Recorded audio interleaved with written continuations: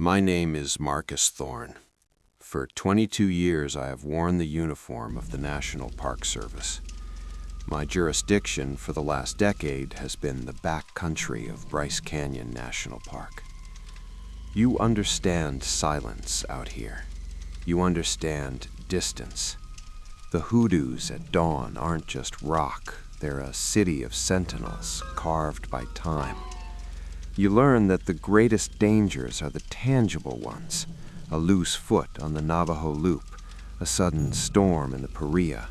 A mule deer with a taste for salt will stomp your tent flat. You are not prepared for the danger that arrives silently, posing as a question you cannot answer. It was the silence that first drew my eye to Coyote Hollow, a deep serpentine wash in the backcountry district, accessible only by a jeep trail I'd patrolled maybe once a fortnight. The usual chatter of canyon wrens was absent. The air, usually rippling with heat, was still. And there, parked perfectly askew in the center of the dry creek bed, as if it had been lowered from the sky, was the car. A 1987 Chevrolet Caprice Classic, 4 doors of faded burgundy that, upon closer inspection, wasn't faded at all. It was pristine. In Bryce, the red dust is a force of nature. It coats your lungs, your vehicle, your soul. This car looked as if it had just been driven off a showroom floor and gently set down. No tracks led to it or from it. The doors were unlocked. The interior smelled of ozone and cold leather. The keys dangled from the ignition. When I touched the hood, it was cold. Not just engine cold, but a deep, stone-like chill, even in the Utah midday sun. Procedure is a ranger's scripture. I radioed in the plate first. My dispatcher, Susan, a woman with a voice of dry prairie wisdom, responded after a long pause. "Marcus, you're breaking up. Say again?" I enunciated the characters clearly. Tango, Echo, 7, Delta, and 2 symbols I can't describe. Looks like a triangle overlapping a crescent. The silence on the channel was absolute. Then, stand by. I stood by for 20 minutes, the only sound the faint electronic whisper of dead air. When she finally returned, her tone had shifted from professional to profoundly uneasy. "Marcus, I have run that through State, FBI, NCIC, Interpol, Customs and Border, and the DMV archives back to 1970. There is no record of that VIN. The license plate configuration does not match any issuing entity on Earth, public, private, or diplomatic. It is a null set. Do you understand? You are looking at a license plate for a vehicle that does not and cannot officially exist." The order, after a tense conference call with district superiors, was to secure and recover the asset for analysis. Asset. That was the word they used. Getting behind the wheel felt like violating a shrine. The engine turned over with a sigh, not a roar. I clicked on the radio, seeking the mundane comfort of a weather band or static. The dial lit up, but the sound wasn't right. It was a low, pulsing hiss, like tape noise, but with a rhythm to it, a slow, mechanical respiration. I tried to tune it.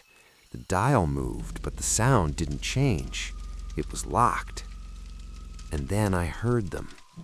The whispers. Not through the speakers, but in the hiss, layered beneath it.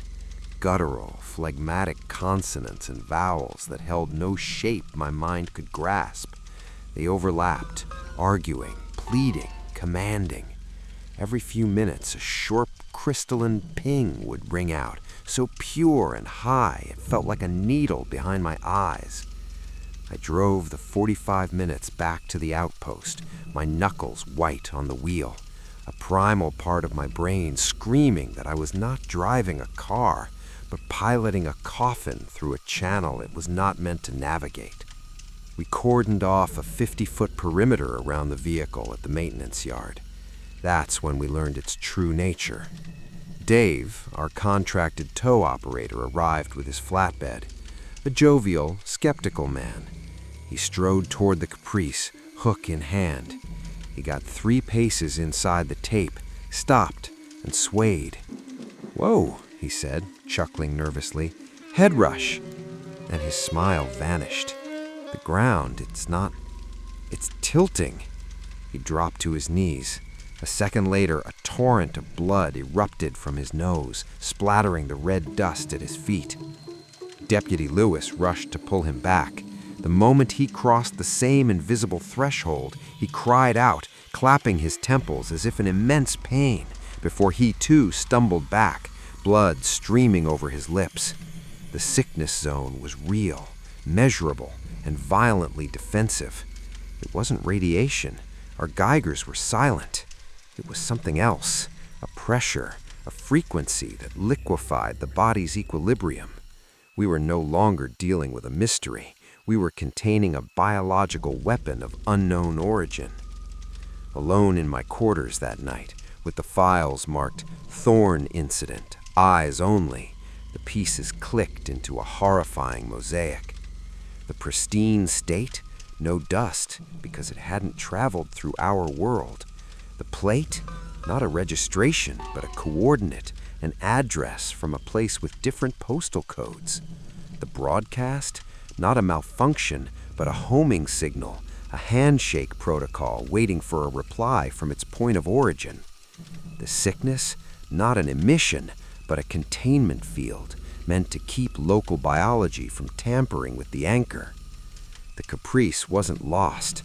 It was a probe, a stitch, a puncture in the fabric of Bryce, a place already so geologically strange it feels like another planet. It was holding the seam open. And the most terrifying thought, the one that had been a quiet hum in my subconscious since I first turned the key, crystallized. The car didn't want to be driven. It wanted to be piloted home, to follow the map encoded in those symbols on the plate, back through the stitch. The urge wasn't psychological, it was gravitational. My orders, after a secure video conference with faces I did not recognize, were clear and final. Neutralize the anomaly. Clean sight, deny all. The euphemisms were chilling. I chose the place, the Black Chasm, a sheer 900-foot deep fissure in the pink cliffs, inaccessible and unmapped. Getting the car there on that moonless night was a battle of wills. The whispers in the cab were a chorus now, cajoling, promising vistas beyond the amphitheater, truths older than the Claren Formation. The steering wheel pulled toward dark, open desert like a dowsing rod toward water.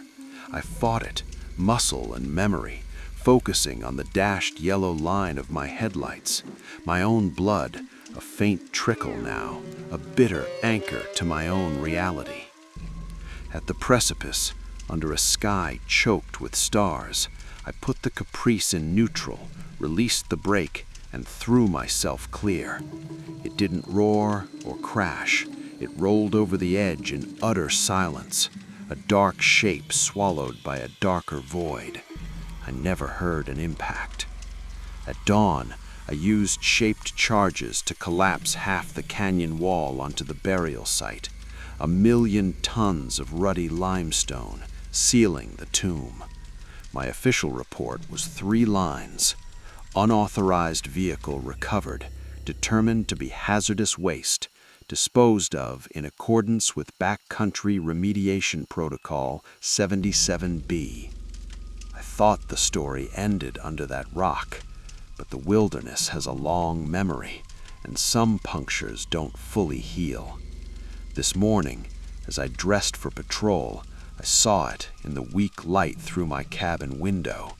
On the inside of my left forearm, just below the elbow, not a rash, not a bruise, an etching, faint, silver white, subcutaneous. The symbols, Yi Delta 7, the license plate that didn't exist.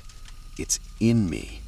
The anchor is buried in the belly of Bryce under a mountain of stone, but a gateway once opened leaves a scar, and I have come to understand with a cold certainty that has replaced my fear that I am no longer just the ranger who found it. I am its keeper, and the tether runs both ways.